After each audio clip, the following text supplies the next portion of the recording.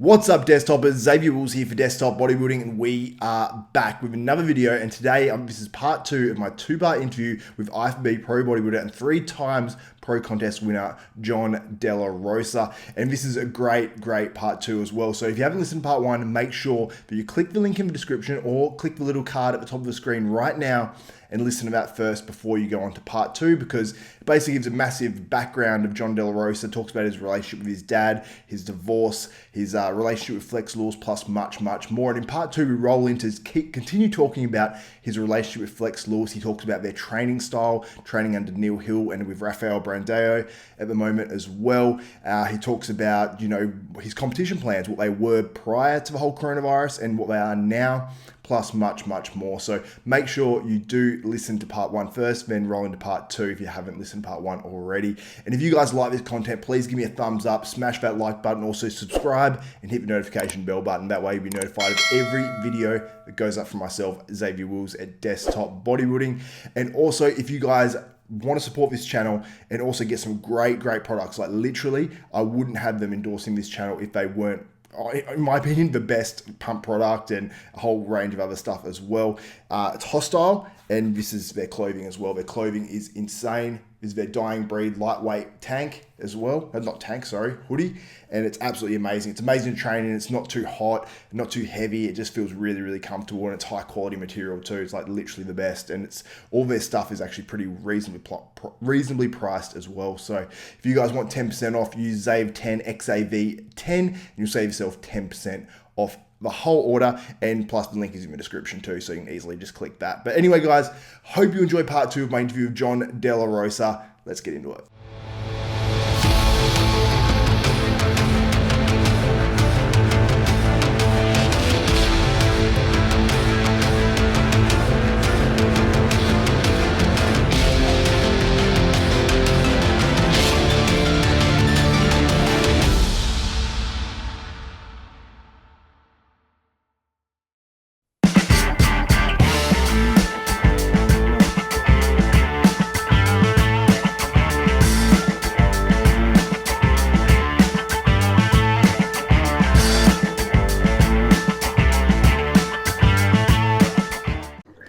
Sure. Now, what's the experience? We mentioned Flex Laws before. What was the experience like, I suppose, when you started training with Flex, and what have you learned from Flex, I suppose, in bodybuilding and outside of bodybuilding?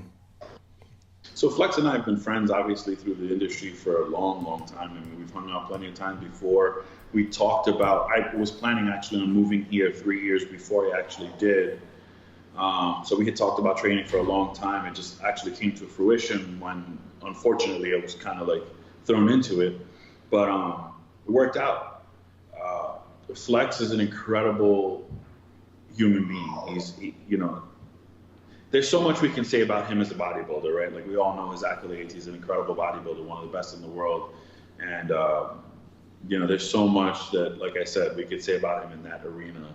But I feel like where I can do justice for somebody like that, a man like that, is where people may not know him, and that's him as a father.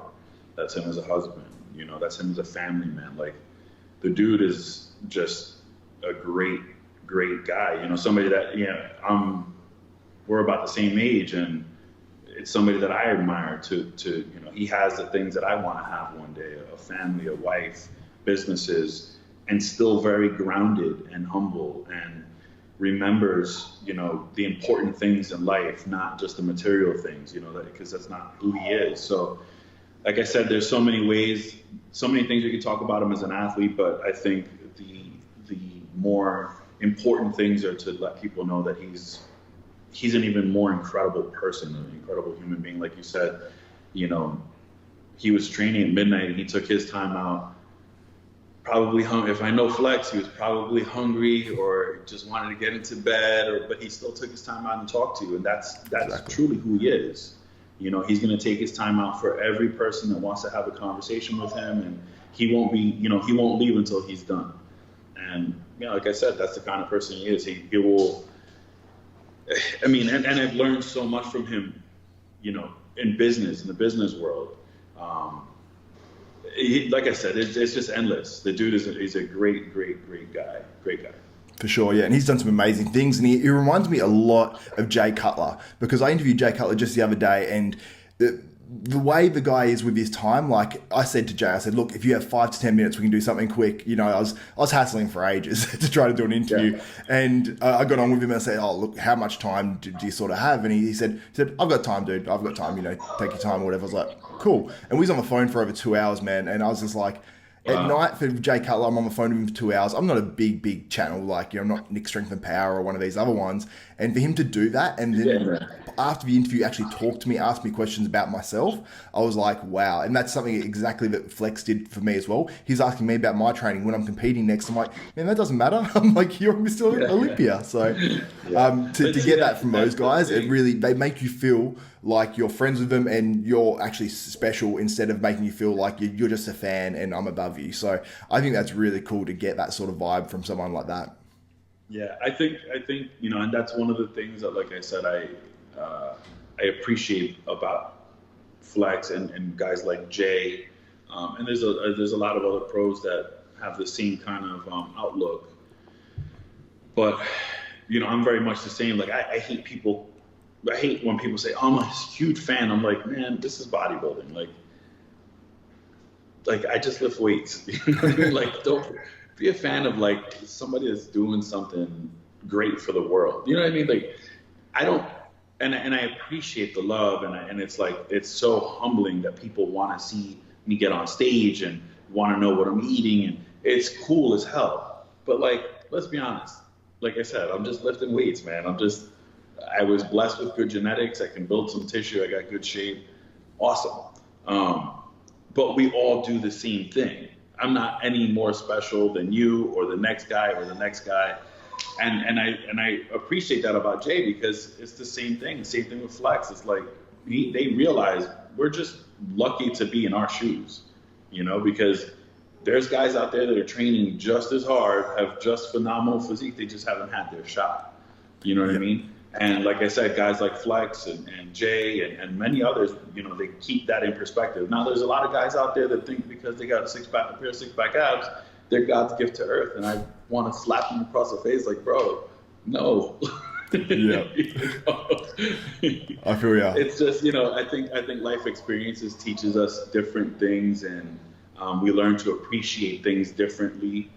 And sometimes I guess guys take it a little bit out of hand. You know, I think they're like some kind of NBA star or whatever. Yeah, for sure.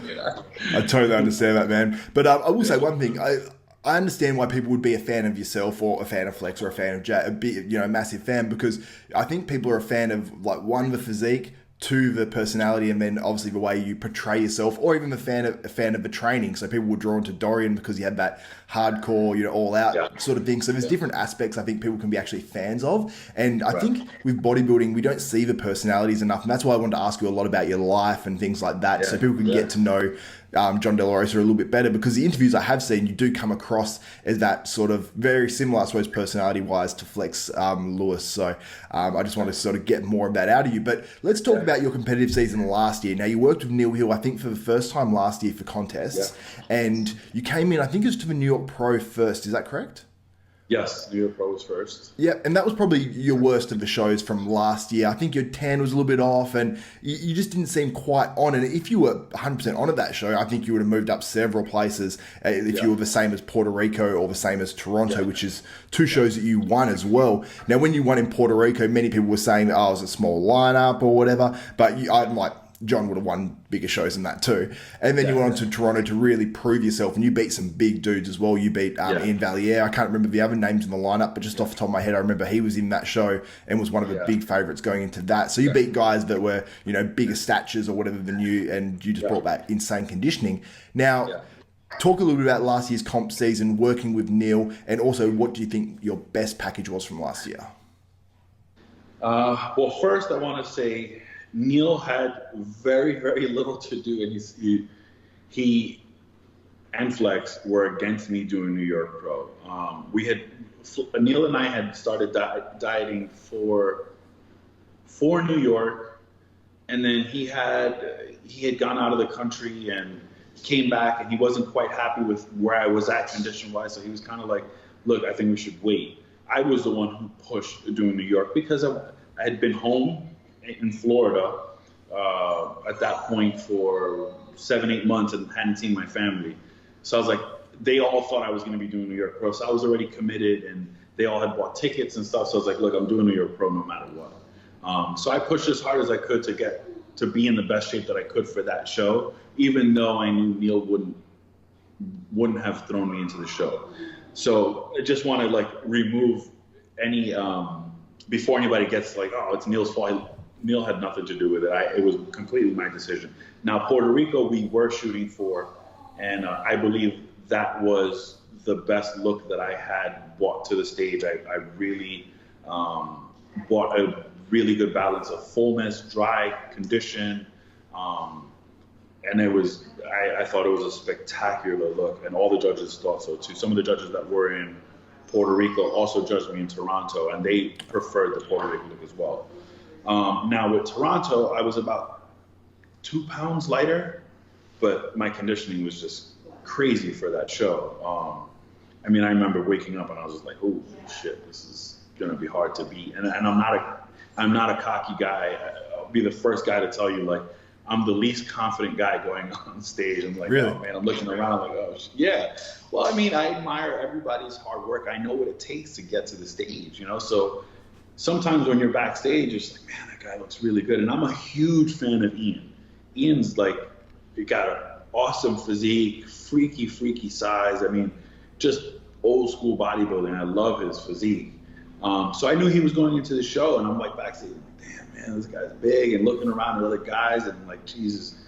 But I just knew like I had that ace, you know, that ace card, and I knew my conditioning like was really good. And the judges always told me, John, just get really hard and dry, and you can win any show. So I kind of was playing that in the back of my head. I'm like, I got this, I can do this, I got this.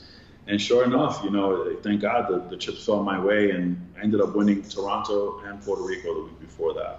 Yeah, which was awesome. So obviously you had a good comp season. Now, what's your goals when you go into a bodybuilding competitive season? Is it to win shows? Is that the main goal? Or is it to win shows to get to the Olympia and place better at the Olympia? So what's, I suppose, your main goal mentally going into each comp season?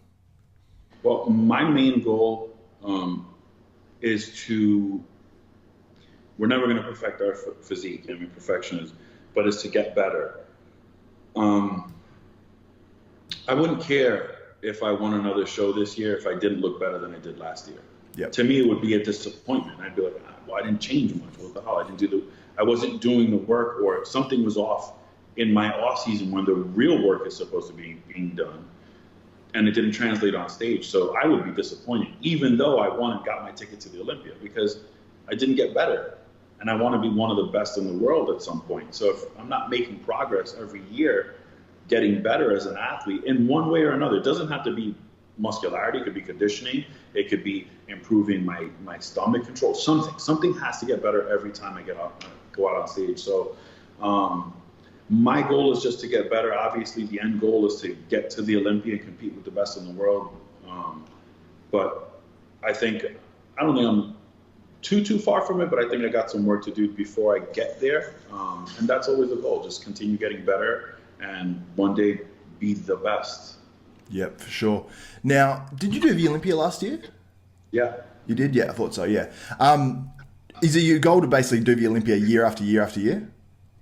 Well, so this is where the business of bodybuilding is important, in knowing and understanding what being an Olympian represents. It represents, no matter where you land, you are one of the best in the world. Yeah. And that's a pretty cool thing. Now, I walked away, and a lot of people last year were like, man, you're crazy. I walked away last year, I think I got 12th, which I couldn't even tell you if I got 12th, I think it was 12th or 11th. Anyways, I was pissed off. Everybody was like, oh, you're 12th in the world. But like for me, I wanted to be in the top 6 to 8, you know? So it's like, it's for the business of bodybuilding, it's great to be able to say, yes, I'm one of the best in the world. And to get your face out there, and there's so much media coverage and so on and so forth. So yeah, as a bodybuilder, it's smart to be there. But as I said, for me, if I'm there and I haven't made improvements, it's kind of like a waste, you know? Yeah, it's a bit. It feels almost like a bit pointless to you, hey?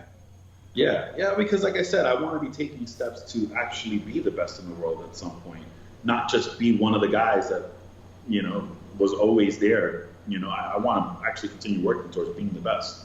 Yeah. What do you feel like you need to improve on your physique at this point? I know people are going to be like, you're fucking crazy, because I hear it all the time. But like, I think there's several things that I would like to improve. One, I think I need a little bit more muscle. Now I know people are going to jump down my neck and be like, oh, you're 240 pounds. Like, why do you need more muscle? I think in terms of, okay, so I'm very comparable height, I'm a little taller than William, but height-wise to William Bonac and Hadi. Granted, I'm almost 15 pounds, 20 pounds heavier than both of those guys, but the tissue looks different, their roundness, their fullness, their conditioning is different. So I think if I can bring a little bit of a freakier look, and then just get a little bit harder and tighter in certain areas, I think that look with my shape and the muscularity I have right now could land me in the top, 6. And that's been my goal. That's where I'm trying to get to. Then from there, it's like, okay, what do I need to do to continue moving up? Yeah. Man, that's an awesome way to look at things, because I think a lot of people say, oh, I'm in good condition, I'm big. What else do I need to do? Oh, they sort of don't know what they need, but that freakiness to the muscle, like I just say to people a lot of the time when I say like, okay, people say they're hard, people say they're big. I'm like, go look at Branch Warren and look at his freakiness. And not everyone has that ability to get that graininess, like that crazy. But I think a lot of people that, are lean or are, big or whatever can sometimes go to another level in terms of that muscle pushing against the skin looking crazy, I think. So I think you've absolutely nailed that. And I think that's awesome that you have the self-awareness about all that. Yeah. But what I want to ask as well is what's going on with you right now, because a lot of people in isolation or lockdown. I believe you are there in Florida as well. Flex's gym is closed down, so you're not able to train there, which I think a lot of people think that, John or all these other guys are getting, Flex is sneaking into their gym or whatever. But I know even in Australia here, no one's allowed to train at Doherty's because, it's a $100,000 fine, which is just absolutely insane. Yeah. So what are you doing right now? Do you have a setup at home or anything like that? No, we haven't been able to train, which, as I told Flex and Ali, his beautiful wife, several times, like, look, I am completely 100% thankful and grateful that they allow me to train there, but I'm also extremely aware that they have a little daughter at home, and they cannot control, where I've been, where my girlfriend has been, where Rafael has been, where Rafael's wife has been. And then we're all bringing that back into the gym. And then if they bring that back home to their daughter, I would feel horrible. So with that said, we just all made a decision that, it was best that we kind of wait till things calm down and, it's safe for us to come back. But as far as what I've been doing, like I said, I just been doing these BS at-home workouts. I'm a little bit ashamed to be an IFBB pro actually right now. I don't even have a dumbbell, dude. I don't have a single dumbbell. Yeah, all of my stuff unfortunately was left with my ex-wife, and she sold all that off. But I don't have a dumbbell, I don't have a barbell, I don't have anything. Man, you need to find some of these gyms, because some of these gyms are going to be closing down and selling their stuff off. If you can find something like that and get it, all you need is a few pieces. I've said to people, sometimes it's actually almost better just having bars, dumbbells, and a few little bits of equipment, like maybe a squat rack. And I've got, for example, I've got a squat rack, a preacher curl, a Smith machine, just a little pull down sort of thing, and then a bench press and a few different bars and attachments and stuff. I'm like, that's all I really need, Yeah, absolutely. The thing is like I said, if you're able to put together, I know I could. Some of the best workouts I've had were completely on my own in that garage workout, the garage gym that me and my dad put together. My workouts were intense, and I remember just like watching Dorian Yates walking right from my living room into the garage and going ballistic in there. And I didn't have a ton of stuff either. It was just, like you said, a cage, some barbells, some dumbbells, a squat rack, and I went at it, So, it sucks. I don't have much to do here. I've been doing a bunch of push-ups and sit-ups and stuff. My abs look great. That's about it. Yeah, for sure. Yeah. No, well, that's awesome. And I think a lot of people get lazy with machines. They see like, oh, okay, I've got another movement to do for chest. I can do decline barbell presses, or I can jump on this hammer strength machine. And I think a lot of people opt for hammer strength machine because they're sitting up, it's easier, load a couple plates on, you're good to go. Yeah. And the harder thing is to, get under a thing, go bloody with your head down and all that sort of stuff and actually lift a heavy weight. So I think it's actually going to benefit some people. Even myself sometimes, like sometimes I'm training back and I get like 3 exercises in, I'm like, I might go for a machine now because it's just getting a bit your lower back's a bit tight. You're like, Yeah. So I think it will help some people. I'm the same way. My lower back, man. When I'm doing back, flex is a strong bastard on back, man. So sometimes we're pulling some heavy weight. Like halfway through the work, I'm like, bro, my back is like done. My lower back is toast. I can't bend over and pick anything up anymore. We got to go to a machine. What's your guys' training style? Like, do you do more of the Jay Cutler like volume sort of thing, or is it more like a Dorian sort of like high intensity? I think it's more like a Jay Cutler. We do a lot of volume stuff. I will say this, our leg training on so legs, I would say, and back, those days we really get wild sometimes and just, it turns into more like a Dorian style training session. But for the most part, it's more like volume. We're still moving some heavy weight. But we don't go too crazy. Like I said, on leg day, you'll catch a squat and, which is kind of like just the dynamic between me, Flex, and Rafa. Sometimes we just catch ourselves in that moment where we're like pushing each other. And we're like, I can do one more. You're going to do it, So it just, and then those sessions just take off and we're getting crazy and pushing some crazy weight. It turns into like a Dorian style. Yeah, awesome. But for the most part, it's like Jay, Yeah. So do you three all train together at the same time? Yeah. I imagine you guys mean business just one after the other, like quick. Yeah. So we try to keep it, again, on those leg days when we're like really pushing, we're going to take a break for 2 or 3 minutes in between sets because we're pushing some heavy weight. But for the most part, we're cranking out. So, it's like I said, for the most part, we get through our workouts quick. But on leg day, back day, we'll slow it up a bit if we're really pushing some heavy weight. Yeah, for sure. Now, how is Flex and Rafael looking at the moment, and what do you think these guys are going to do? Because Rafael Brando, he was basically, one of the guys I was really looking forward to seeing this year as well, because he's a young guy coming up, did well last year, and then I assumed he's going to make improvements, and he's looking fantastic from photos I saw. And then obviously Flex moving into the Open Mr. Olympia. We don't know if the Olympia will be on the same day, if it will even happen. Some people have said it might not even happen, but the Olympia promoters are saying it will go ahead, it'll be on that date. Jay Cutler thinks it will be on that date and it will go ahead. Now, how do you think these guys will do if obviously the comps happen? And, how do you think, I suppose, Flex will do at the Olympia if it happens? Well, I think Flex is Flex is just, when I talked about earlier about the freaky muscle, Flex is just like a ball of muscle, man. He's just got it's crazy. Like he's just, I can't even explain it. Like even in his off season, he looks crazy, and he's growing. That's the thing. Like he's not slowing down. He's growing every month. So, I mean, if we continue the progress he's been making to the Olympia, he's a threat to that title. Now, what do I think about the Olympia? If it's going to happen, I pray it does. I really think that it would be detrimental to the bodybuilding world if it didn't happen. Yeah. Even if it was postponed, it would be fine if it was postponed. I think the Olympia not happening would be really bad. Yeah, it would suck to see all the Olympia winners and then just 2020, no one. That would suck, I think. Yeah. Now, what's your competition plans? What were they before this whole thing went down, and what are they now? Well, so the plan going into, of course, was the New York Pro. I've been dying to win that title for some time now. And then we kind of, once all this started to break out, Coach Neil is in the UK currently, and he saw it getting really, really bad over there. And he was like, John, this isn't going to get any better. And then, of course, the quarantine happened, and then Flex closed his gym. And, we kind of just didn't have any means to continue getting ready as far as our gym.